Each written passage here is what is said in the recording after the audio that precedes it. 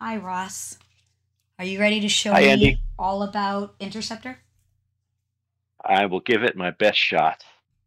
We're going to do this in a couple of steps. We're going to talk about the cards and setup and everything that comes in the game. Then we'll talk about movement, and then we'll talk about combat and combat resolution. Um, Now, I know that the as we ones we have out are not the new Kickstarter ones. These are from the original box set, right? correct, this is everything out of the original basic game. And what we can see is, uh, well, let's put it this way: every fighter in the game is described by two record cards, a pilot card and a fighter card. Each of these cards has a bunch of numbers on it that does describe how the fighter performs. On the fighter card, the fighter is described by first number is the thrust, which For tells ship. how quickly you can change speed and how violent a maneuver the fighter can perform. Next is agility, which describes, which is how agile the ship is, how nimble the ship is, how quickly it can turn a corner. Resilience is a measure of how well the ship holds together. Control is the equipment on board the ship that helps the pilot get to where he wants to go. And shields protect the ship against incoming fire. Safe operating thrust is a the addition of pilot's toughness and agility to show how the pilot measures up against his ship. Sometimes pilots are not cannot take the forces generated as well as the ship can itself, So, and we'll is get that to the that in a blank one moment. at the end? That's the blank one at the end. We have to Okay. calculate that for each ship pilot combination. That makes sense.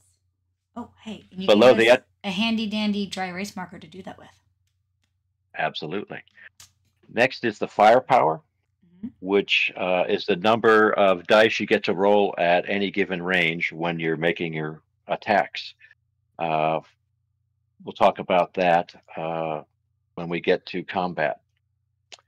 Next is just descriptive stuff, what weapons they have, what qualities the ship has, and cost, and more importantly, the velocity, the current velocity of the ship.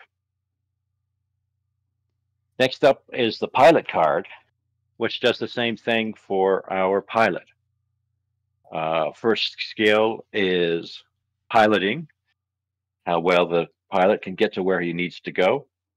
Second is gunnery, how well he shoots. Toughness, his just a measure as it said how robust the pilot is.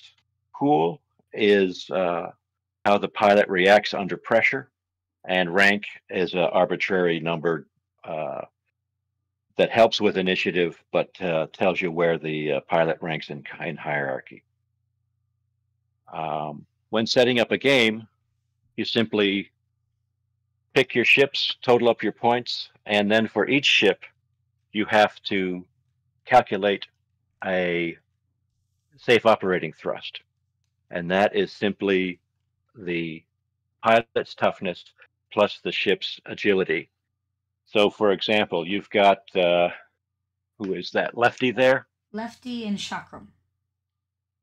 So tough his toughness is 3 plus the ship's agility is 6, or plus the ship's agility of 3 for a safe operating thrust of 6. So, in that That little blank means space, I would put a 6. correct, and that means that 6 thrust can be spent in any given move before he needs to start making dice rolls to achieve what he wants to do. If we look at Dodger and the Bolt, we have a toughness of 3 and an agility of 6, so we have a safe operating thrust of 9. So, is that better? That is better. If you look at the Bolt, Bolt's got a thrust of 10, Chakram only has a thrust of 5. So in this case, the bolt can do more than the pilot can because his safe operating thrust is one less than the thrust of the ship. For the Calistonian Empire pilots, we have detail with a toughness of 3 and an agility of 3 in the Spectre for a safe operating thrust of 6. We're gonna get busy. All right. Eh, Safe operating of 6. Okay. And then we have Vandal with Wraith. so, and Vandal's toughness is Toughness is 3. Oh, Vandal's toughness And is a 3, and then the agility is so the agility of second the score is 5, 5, so it'd be an 8. correct? So his safe operating thrust is 8, which matches his ship's thrust. The last thing we want to do before starting our game is we can see we have Commonwealth is to write down an arbitrary velocity. Normally, we start out with a velocity of 5 just because, unless there's some other tactical consideration that you want to do. So we would just write 5 in Okay. the velocity box for each of the 4 fighters. Okay.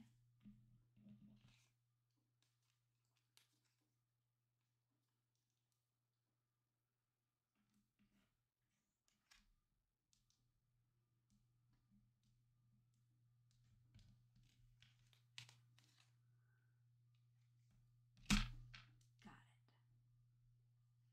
it. Okay. And as we can see on your display there, Andy, Yes. you've got the models for each of the fighters in this little scenario. And these are as they come out of the box in their faction colors. A nice yellow gold for the Terran Commonwealth and a nice deep dark purple for the Calistonian Empire. And the dice match too. We all know how I like dice. And I'm just playing, trying to straighten them out. and if you would switch over to the battle mat. Awesome. Just a second. Because what I'm going to do, I think, is. You think I should turn my camera off? Because right now both are on there. Or just. And worry about it coming back. We'll just leave it on. You show us on your battle mat. We can see it. Okay, but can OBS see it? OBS can see it because if it's on the screen, it's seen. Okay. So here we have painted versions of the models on their stands. Commonwealth Chakram and Bolt, and the Empire Wraith? Spectre and Wraith. We have, as you said, the handy dandy color coded dice also, and the maneuver template. The other cool thing we with the set up dice is that the dice are marked. So 7, 8, and 9 are marked, and right. the Most 10 has the A. Correct, and we'll talk about the meaning of those when we get to the next section. That's pretty. You set up your forces however you want. Mutually decide on the board, and that's how easy it is to set up the game. Next up is initiative and movement. So we're going to close this one down for a second, and we'll get the other set up.